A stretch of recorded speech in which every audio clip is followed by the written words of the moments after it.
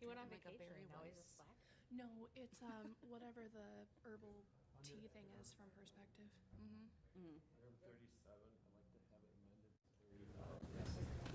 Okay. Marty, are you okay with, since we have a closed session for admin and finance, we start with economic development? Sure. Okay. And then where are we gonna put? Yeah.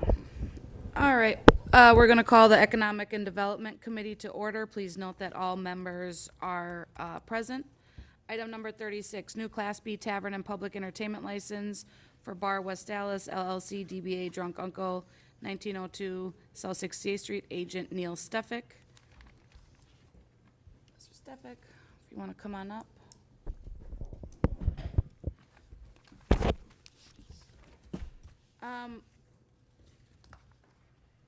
I'll go ahead and open it up, Attorney Deckard. Thank you, Madam Chair. So this item came before the committee at the last meeting. If anyone needs a refresher on the details, happy to get into it, but I can answer some of the questions that were still open at the end of the last meeting. Number one, we were able to confirm that in fact there is still an outstanding tax debt for Stefik LLC, the current licensee at this location. Although online it showed that it was valid, that was some sort of error in the Department of Revenue system. So it was displaying as valid even though it was clearly not. That seller's permit was revoked in August. So that's been confirmed. The second thing is that the DOR doesn't really take a position on whether the city should grant or deny this particular new license application for Bar West Dallas LLC. Their position is that both of them are pass-through LLCs and they believe they'll collect the debt either way. So I don't know if there's any other reason for the city to consider approving this license. It doesn't seem to make a difference other than there would be a valid seller's permit for the new LLC and there would not be a valid seller's permit for the old LLC. So it really is up to the committee and the council ultimately what you want to do with this. By doing so, if you approve this license, you effectively do send the message that if there's a tax delinquency for your and at least from what it appears, attempt to not pay that tax debt. If you decide to decline it, I don't see any reason as to why the licensee would have any loss because the license that's currently granted still exists. And from the city's perspective, the licensee can operate under all the rules of Chapter 125. The only thing that would have to happen is they'd have to clear up getting some sort of seller's permit reinstated. That's the other thing we figured is that the state can reinstate them upon payment of tax debt. So that would be what would happen to the licensee is he'd have to figure out a way to reinstate that seller's permit under the current LLC licensee. Questions? Madam Chair, Yes. I wasn't here at that last meeting, and I looked online and I couldn't find a video of the meeting. So I'm going to say, what did I miss? Sure. So the Drunk Uncle's been operating on a license that the Department of Revenue had declared invalid. Not quite. So the short end of it is to operate as a seller of anything in the state of Wisconsin, you need a seller's permit. But to operate as a seller of alcohol in Wisconsin, you need both a seller's permit and a license, whether issued by the locality, the municipality, or the state. For Drunk Uncle, there is a valid issued license from the city that continues to be valid and has been valid this entire time. The seller's permit that was issued to that location was revoked in August, in the middle of August. And so the right to sell goods is no longer available at that location. From the city's perspective, everything is fine and lawful because we don't enforce seller's permit rules. It's the Department of Revenue in the state that would have to take action. So that's really the issue right now is from the city's perspective, everything's fine. From the state perspective, no sales of any goods should be taking place at that location. So he has a license from us, Yes, and he's applying for another one yes. at So the what- same address. Under a what- different LLC. Correct. So what happened now is the applicant tonight has a new LLC that has a valid seller's permit. And if you would grant that new application for license, one of the conditions I would recommend, you'd need to, is to surrender Surrender the the old previous. license. But what that would do is it'd issue a new license with a new seller's permit, which would then align both. So if you're firing a missile, you gotta turn both keys. Right Mhm. now, only one key is turnable, the other one's not. If you grant a license, both keys become turnable, and you can go ahead and operate legally. So it's really up to the council whether you want to approve this license or not. And my legal opinion would be there's a rational basis to deny.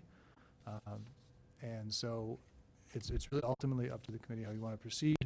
But understand, if you approve the license, the message you send is that a tax debt for an existing license may or not be collectible, because you would be authorizing that person to operate despite the past tax debt at the same location. And then you said the DOR revoked his seller's permit sometime in the last week? It would have been mid-August, so August. Oh, last month. August Oh, 14th, yes, maybe? last month. And the operator at that time was notified of this by the Department of Revenue. Yes, there was some confusion as to whether it was in fact revoked. The DOR personnel was saying it was revoked, but an online inquiry website for the DOR said it was valid.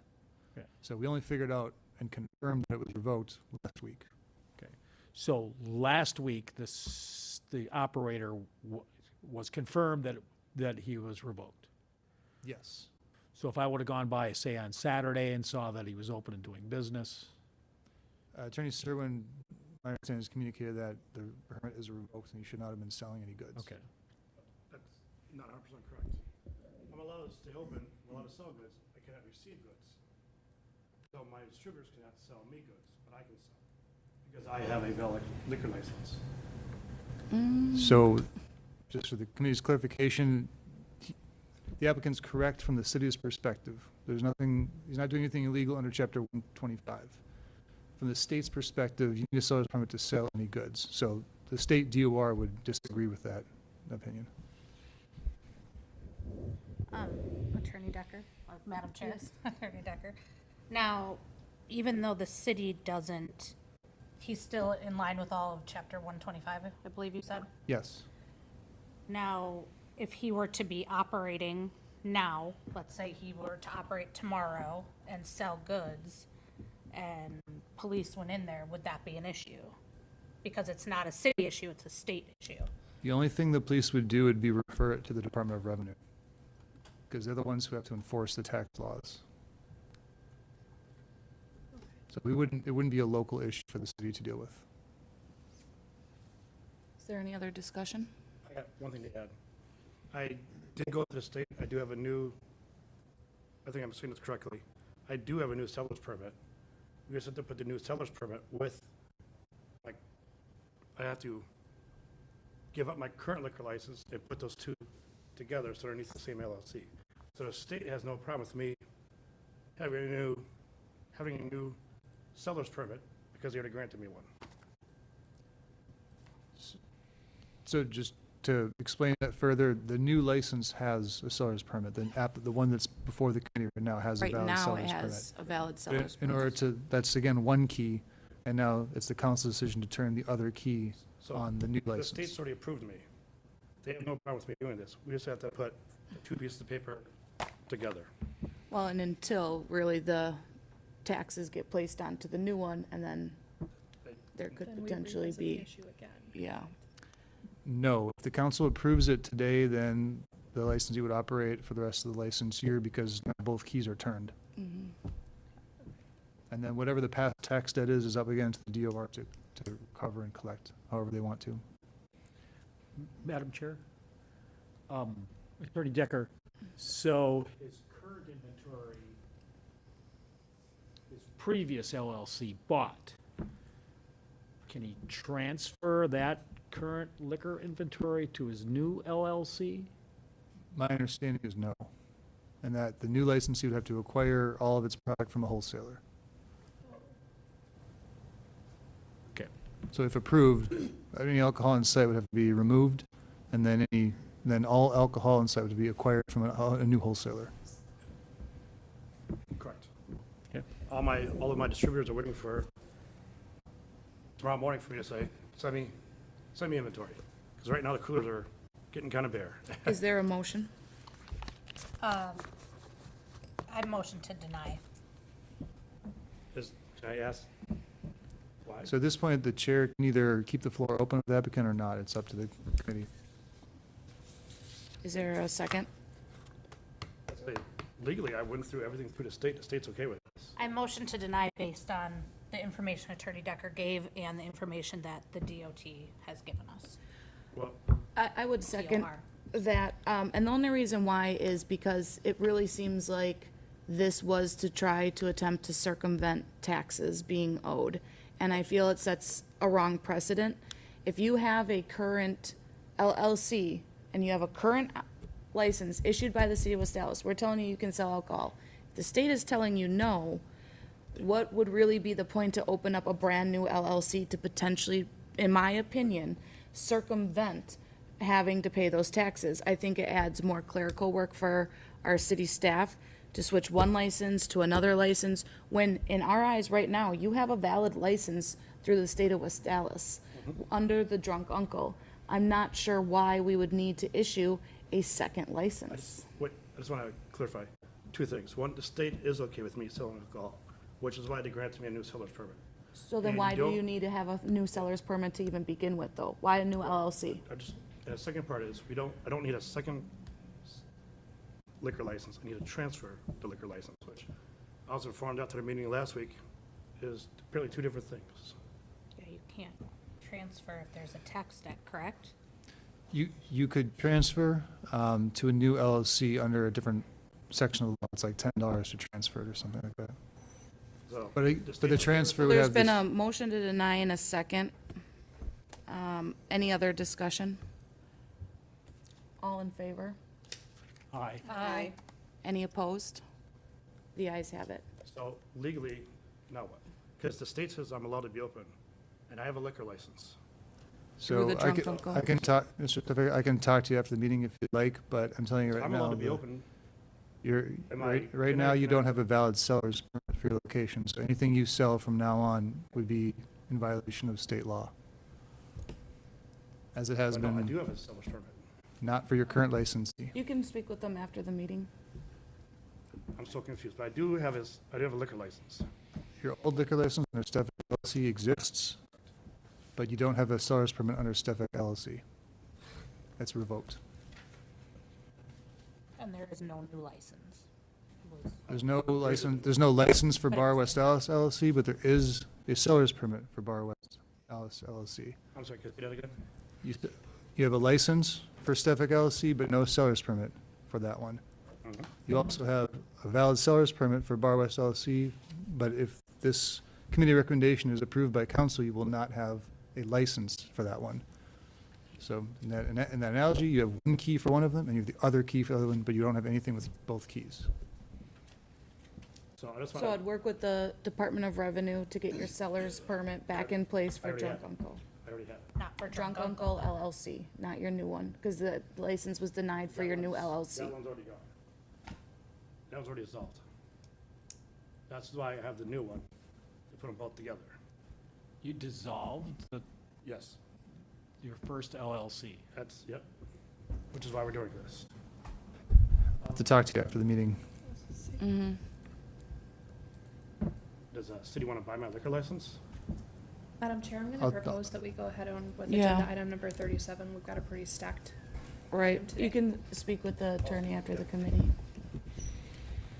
All right, item number 37, resolution to approve a commercial facade improvement contract by and between the city of West Dallas and Sam Star DBA S2 Real Estate West Burnham LLC located at 5916-28 West Burnham Street in the amount not to exceed 20,000 funded through CDBG. One correction that, to this, the amount is not to exceed 30,000. Is there a motion? Yeah. Move to, what are we doing? I'm Approve. sorry. Move to approve. Second. Is there any further discussion? No? Steve, I see you do have a slide up. Was there? Only if you needed it. Oh, okay. Only if you needed it. We don't want to steal your thunder if you've spent a bunch of time putting it together. Nope, nope. It was on the file. We just, Madam Chair, Yes. so as long as Steve's here and the slide is up, who are the tenants going to be in this building? Are they, the tenants are staying, or? I'm just trying to picture the building. This isn't where the sub shop was. No, it's across the street. To the property. this is just a. Tenants or occupancy. We're just doing a facade, work on the building, new doors, new windows. And some, there'd be no replacement of the tenant. Okay, okay, so just facade improvement. That's actually, just, sorry, side note, Madam Chair, that's actually where Alderman Vitale's hair salon, or hair Yeah. barber used to be. Well, in How that fitting. case, Kind of fitting for the moment. A number of departments have been there, and we're doing our best to improve the neighborhood in Burn Point, and this is, that's why we increased the facade grant. We're looking for that signature project to bring some change. All right, any further discussion? All in favor? Aye. Any opposed? Ayes have it. All right, number 38, conditional use permit for a North Shore bank with accessory drive-through service located at 10533 West National. move approval. Second. Any further discussion? All in favor? Aye. Any opposed? Ayes have it. Number 39, ordinance to amend floodplain zoning ordinance as required by state and federal law. Move to approve. Second. You want, The Act 175? Yeah, do we want to include the Act 175 in this, or? I think we do. Act 175. Want to amend the motion? Yeah. I'd like to offer, did you? I'll amend that to include Act 175. Okay, and I'll second it as amended. Or So- whoever seconded it. The current version does include, Oh, it does? it does include it. Oh, okay. Never mind. I thought your question had been before about removing it. No. Okay, yeah, it's in there. Okay. Any further discussion? All in favor? Aye. Any opposed? Ayes have it. Number 40, conditional use permit for Angela's Little Angels, a group childcare center at 112 South 60th Street. This was part of the public hearing. Miss Angela is here if we have any questions. I just wanted to start a few things. You know, there's valid points about the snow removal, parking and garbage. But some of the items I do feel that we should not take into consideration is, you know, that there's a bar on the block. They're not taking the kids on a field trip to the bar. It's not open past 10 PM. Reading the police reports, the issues at that bar happened after midnight. Poker runs, things like that are weekends. They're not open on the weekends.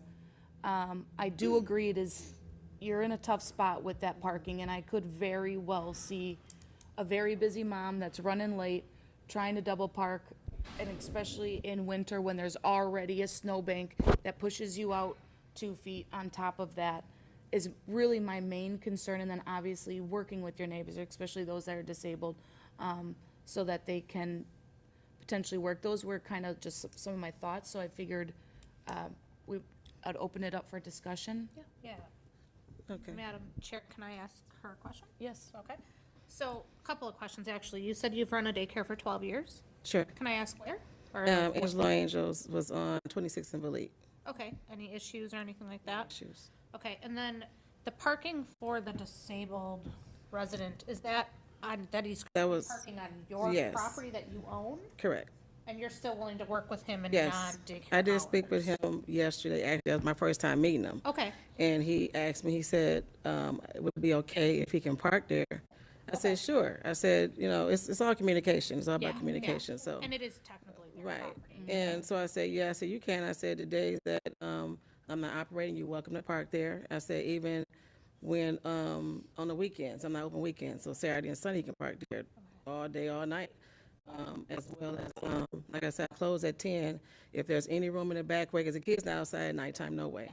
So basically, before, when the last kid goes in, when we go on our second part, then he can park back there because we're not using it no more.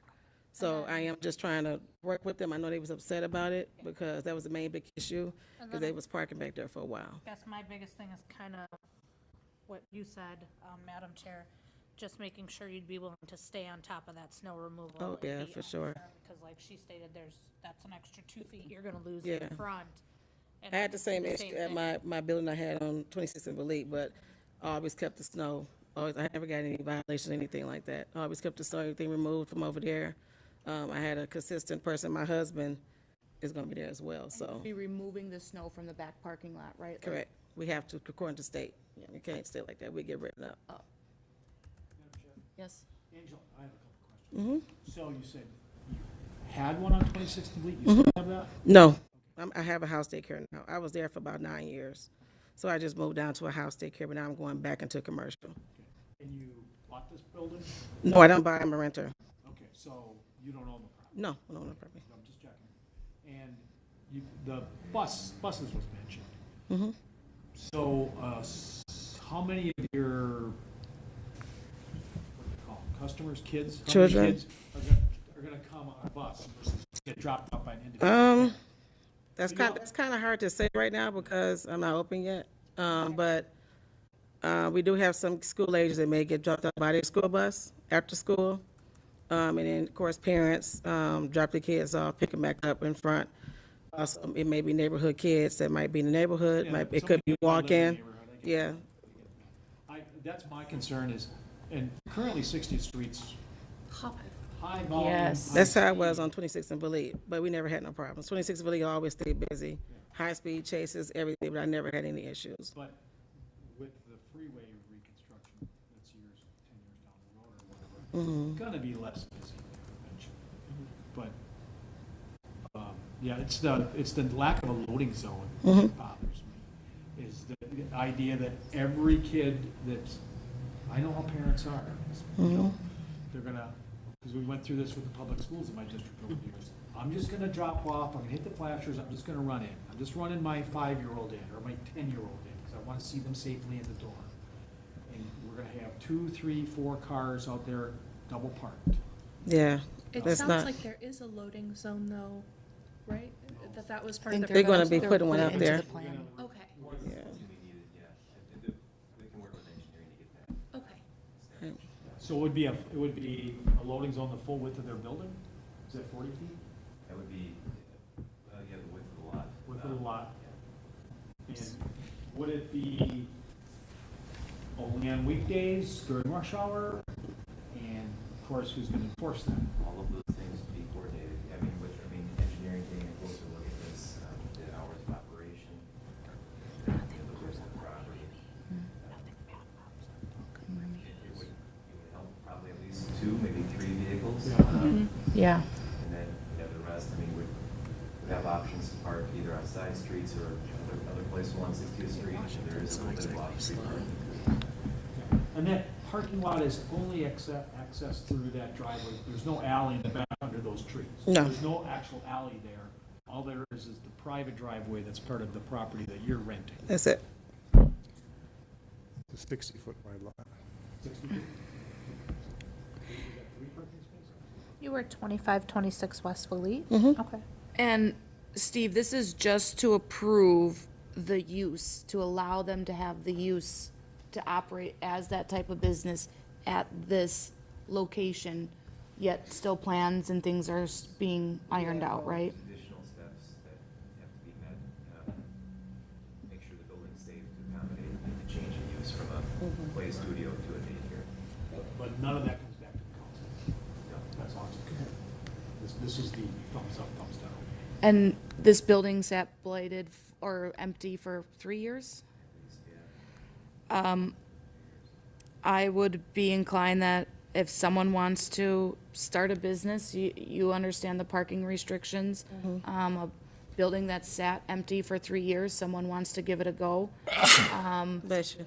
There's a lot of assumptions of what could go wrong, but we're not in the business to assume Right. of what could happen. I think we addressed it at that time. Alderwoman Grove, that's your district. I don't know if you have.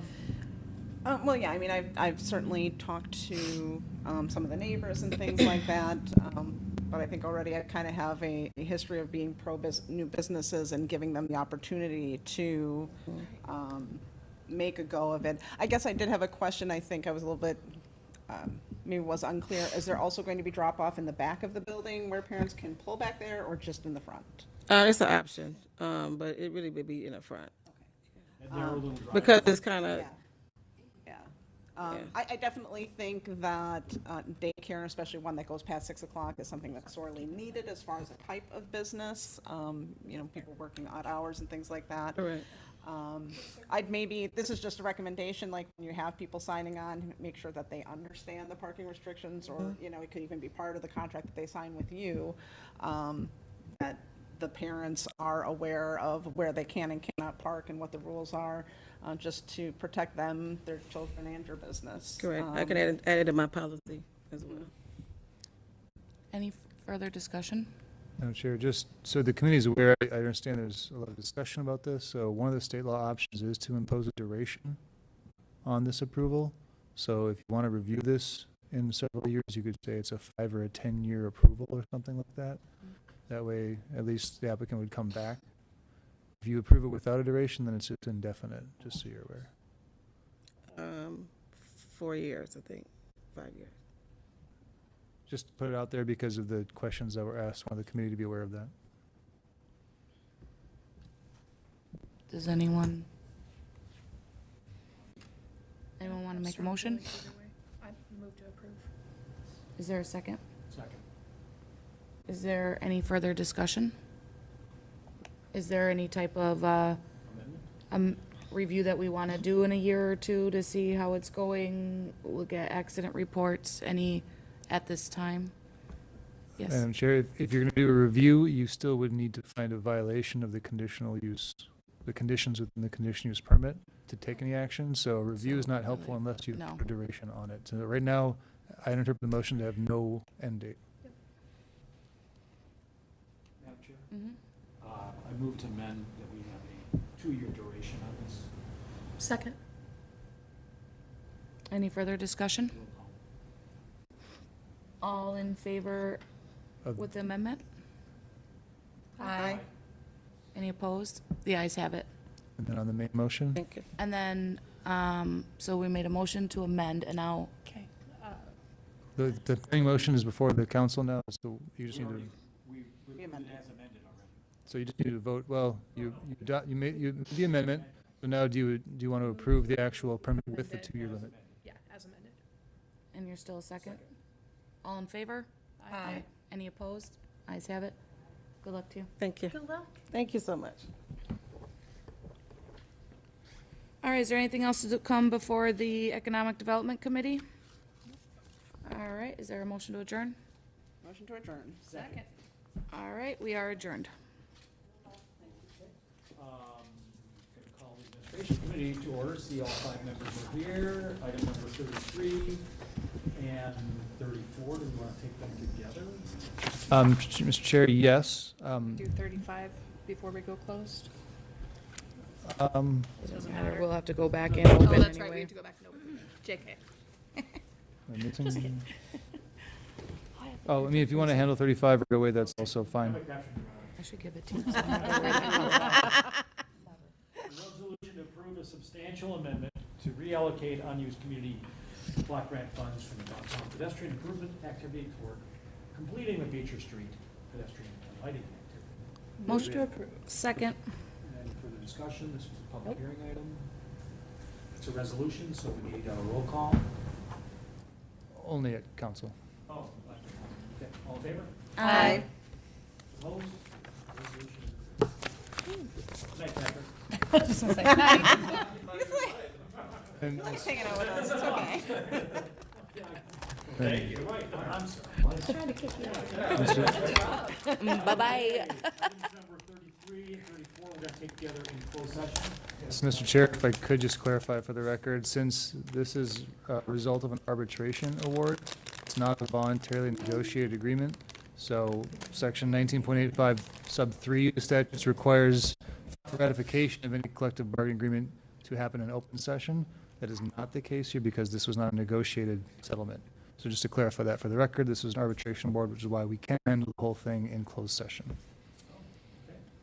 So for agenda items 33 and 34, the administration committee may convene in closed session pursuant to the provisions of Wisconsin State Statute 1951. Is that a one? For the purpose of deliberating or negotiating a new collective bargaining agreement because competitive or bargaining reasons require a closed session. Administration committee may reconvene in open session after completion of the closed session to consider the balance of the agenda. Do I have a motion to go into closed session? So moved. And a second? Second. All in favor of going into closed session? Aye. Mr. Chair, it does require a roll call. Sorry. Does it require a roll call? Okay. Alderperson no. Yes. Alderperson Keen. Yes. Alderperson No, back. Oh, we're gonna wait for this one. Novak. Yes. Alderperson Brooks. Aye. The guy goes on vacation and just, He sits right gone. next to me. it's gone like that. Okay.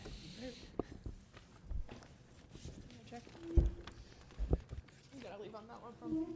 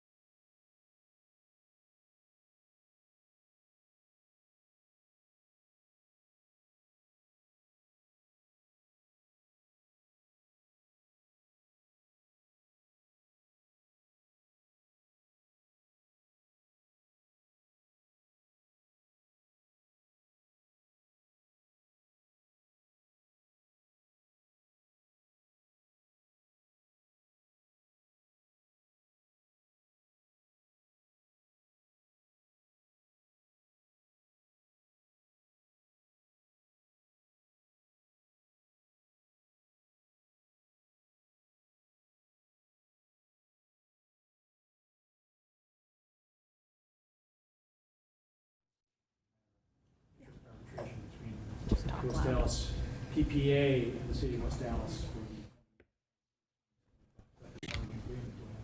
Motion to accept the arbitration award. Second. All in favor? Aye. Opposed? We adopt this. And item number 34, motion to place on file. So moved. Second. Second. Second. Putting item number 34 on file, all in favor? Aye. Placed on file. Motion to adjourn. Second. All in favor? Aye.